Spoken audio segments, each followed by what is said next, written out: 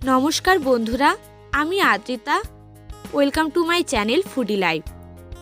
নিয়ে এসেছি আরও একটি নতুন রেসিপি, হোমমেড ইডলি। ইডলি তৈরি করার জন্য যে দুটি উপকরণ প্রয়োজন সেগুলি হলো সিদ্ধ এবং গোবিন্দভোগ চাল ও বিউলির ডাল। মনে রাখতে হবে বিউলির ডালের চেয়ে চালের ভাগ 3 গুণ বেশি হবে।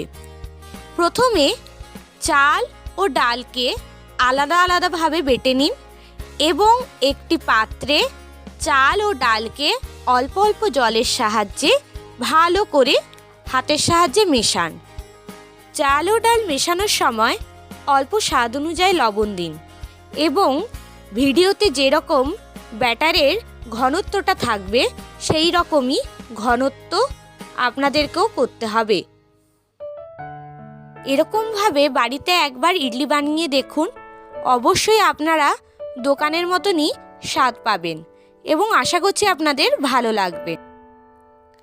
আপনারা কে কে ইডলি খেতে ভালোবাসেন অবশ্যই আমাকে কমেন্টে বলবেন এবং আপনারা যদি আরও এরকম নিত্য নতুন ভিডিও দেখতে চান অবশ্যই আমার চ্যানেলটিকে সাবস্ক্রাইব করে দেবেন।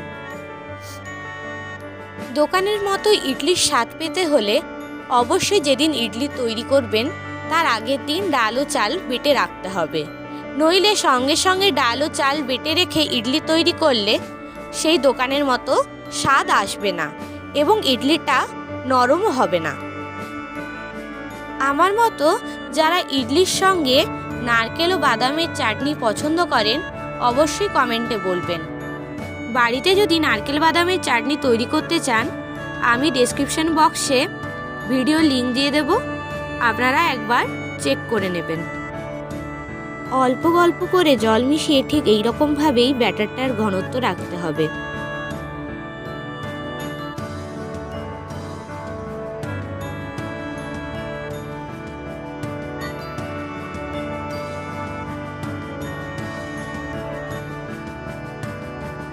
এই ইডলিটা আমার মা তৈরি করেছে, মায়ের হাতের ইডলি আমার খুব খেতে ভালো লাগে।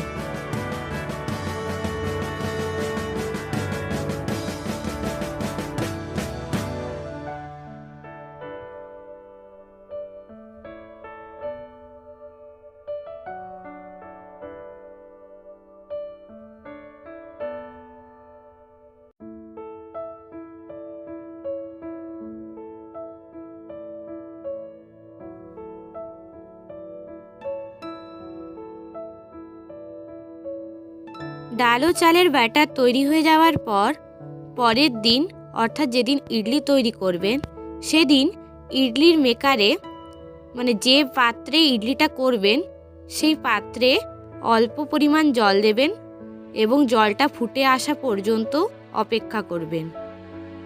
অপরদিকে ব্যাটারে অল্প পরিমাণ চিনি এবং কারি পাতা এটা দিতেও পারেন না দিতেও পারেন, দিয়ে ভালো করে ফেটাবেন। যে পাত্রে ইডলি করবেন সেই পাত্রে অল্প সর্ষের তেল ভালো করে মাখাবেন, যেভাবে ভিডিওতে দেখানো হচ্ছে।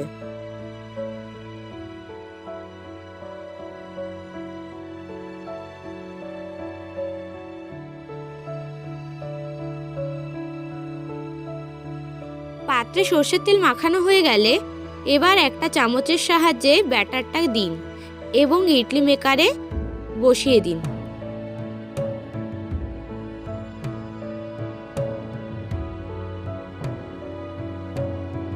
আপনাদের সুবিধার জন্য আরও একবার দেখানো হলো।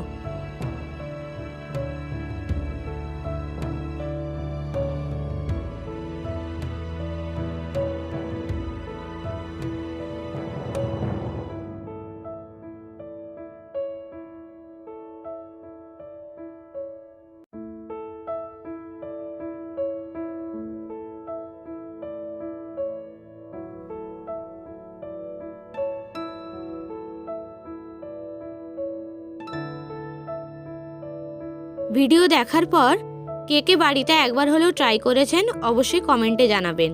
ভিডিওটি ভালো লাগলে একটি লাইক, শেয়ার, সাবস্ক্রাইব করে দেবেন। ফিরে আসবো আরও একটি নতুন ভিডিও নিয়ে। ভালো থাকুন, সুস্থ থাকুন, সাবধানে থাকুন।